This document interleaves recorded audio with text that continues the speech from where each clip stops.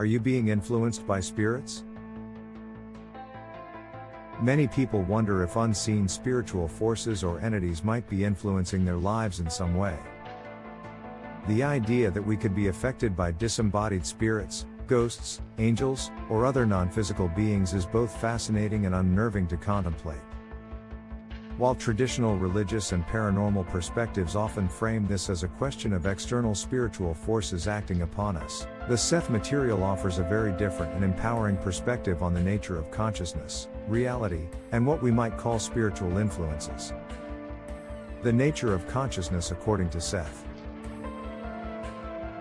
To understand Seth's view on spiritual influences, we must first examine his explanation of the nature of consciousness itself. According to Seth, consciousness is not confined to our physical bodies or brains. Rather, our physical selves are just one small manifestation of our greater identity or entity.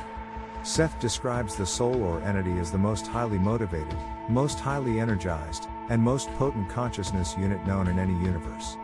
Far from being a static, finished thing that we possess, the soul is a dynamic, ever-changing, creative force. It contains vast potentials and is the source of our physical existence. Our everyday ego self that we typically identify with is just a small portion of this greater identity. Seth explains that we are multidimensional beings existing simultaneously in many realities. Our physical lives are like a play that we are so focused on that we forget it is not the totality of our existence. Importantly, Seth emphasizes that we are not cut off from this greater part of ourselves. We have access to our inner self and its vast knowledge and abilities, even if our ego pretends not to know this. This means that what we might interpret as external spiritual influences could actually be communications from other aspects of our own multidimensional identity. The creative nature of consciousness. A key principle in Seth's worldview is that consciousness creates reality. Our thoughts, beliefs, and emotions are not just reactions to an objective external world. Rather, they actively shape and create our experienced reality. As Seth puts it, you create your own reality. This creative power is an attribute of the soul or entity. In our physical reality, our thoughts and emotions are materialized into physical form. In other realities, this creative process may work differently, but the principle remains the same: consciousness constructs the reality it experiences. This understanding radically changes how we might interpret seeming spiritual influences. What appears to be an external force acting upon us could actually be a materialization of our own thoughts, beliefs, or unacknowledged aspects of ourselves. Reincarnation and simultaneous time. Seth's explanation of reincarnation also sheds light on potential spiritual influences. Rather than a linear progression of past lives leading to our current life, Seth describes all of our incarnations as happening simultaneously. Our greater identity or entity is expressing itself through multiple lifetimes at once, all influencing each other. This means that inspiration, intuition, or seemingly external guidance could actually be communication between various incarnations of our entity.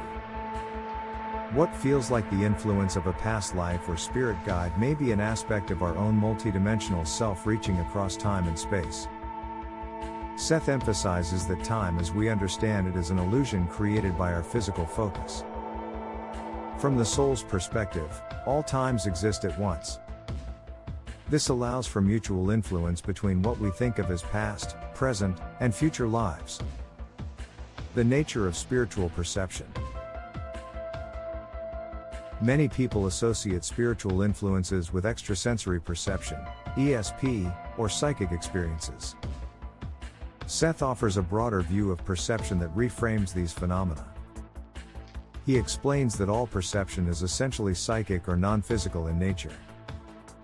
What we consider normal sensory perception and extrasensory perception are simply different manifestations of the same underlying process. Our physical senses, according to Seth, do not show us objective reality but rather a translation of energy into forms we can understand. ESP and other psychic phenomena occur when we perceive beyond the limits of our usual physical focus. This means that sensing spiritual presences or influences is not fundamentally different from ordinary perception. It's a matter of expanding our focus and learning to interpret a broader range of the information constantly available to us. Seth emphasizes that we all have these abilities, even if we're not consciously aware of them. Learning to consciously use these innate capacities can open us to guidance and insight from our greater identity. Probable realities and parallel selves. Another concept Seth introduces that relates to spiritual influences is that of probable realities. He explains that for every choice we make, alternate probable realities branch off where we made different choices. On some level, we exist in all of these probable realities simultaneously. This means that what feels like guidance or influence from an external source could actually be communication with probable versions of ourselves. These other selves have made different choices and had different experiences, potentially offering valuable perspectives. Seth describes the existence of counterparts, other incarnations of our entity living in the same general time period as us but in different locations or circumstances. We may sense the experiences and insights of these parallel selves as a form of intuition or guidance. The multidimensional self and spirit guides. Many spiritual traditions speak of spirit guides, ascended masters, or other enlightened beings who offer guidance to humans. Seth's perspective reframes this concept in an intriguing way. Rather than separate external entities, such guides may actually be more evolved aspects of our own multidimensional identity. Seth explains that the soul or entity exists outside of time as we know it. More evolved versions of ourselves can therefore reach back to offer guidance to less developed aspects. What we interpret as a separate spirit guide could be our own future self, in linear terms. This doesn't necessarily negate the value of such guidance. These more evolved aspects of self would indeed have greater wisdom and insight to offer. But it shifts the dynamic from dependence on an external source to recognizing our own innate divinity and potential. Ghosts, spirits, and residual energy. What about ghostly encounters or sensed presences of the deceased? Seth offers several explanations for such phenomena that don't rely on the conventional idea of lingering spirits. In some cases, these may be glimpses into probable realities or parallel dimensions where the person is still alive.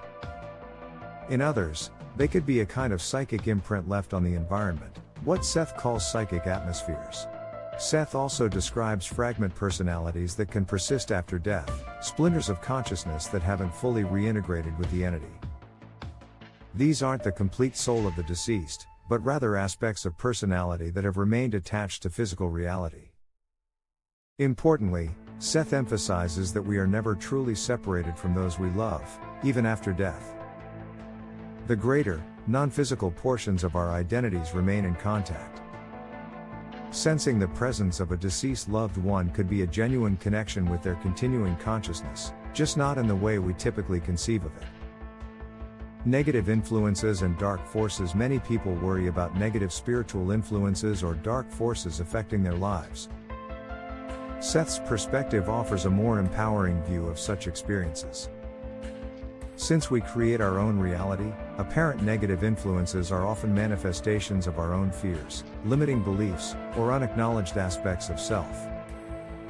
What seems like an external attack may actually be an opportunity to face and integrate denied parts of our psyche. Seth acknowledges the existence of negative energy in lesser developed consciousness. However, he emphasizes that we have the power to choose what influences us. By understanding our own creative ability, we can learn to shield ourselves from unwanted energies and attract more positive experiences. This doesn't mean that all negative experiences are our fault or that we shouldn't have compassion for those struggling. But it does suggest that the ultimate power lies within us, not with external forces. Practical applications and developing awareness. Understanding Seth's perspective on consciousness and reality can lead to practical benefits in dealing with apparent spiritual influences. 1. Cultivate self-awareness. Pay attention to your thoughts, emotions, and beliefs. recognize how they shape your experiences. 2. Explore your multidimensional nature. Through meditation, dreams, and creative practices, seek to connect with other aspects of your greater identity. 3. Trust your intuition. Recognize that seemingly inexplicable hunches or insights may be communication from other levels of your consciousness. 4. Question your assumptions. When you sense an influence, consider whether it might be an aspect of yourself rather than an external entity. 5. Take responsibility for your experiences. Rather than feeling victimized by outside forces, recognize your own power in creating your reality. 6.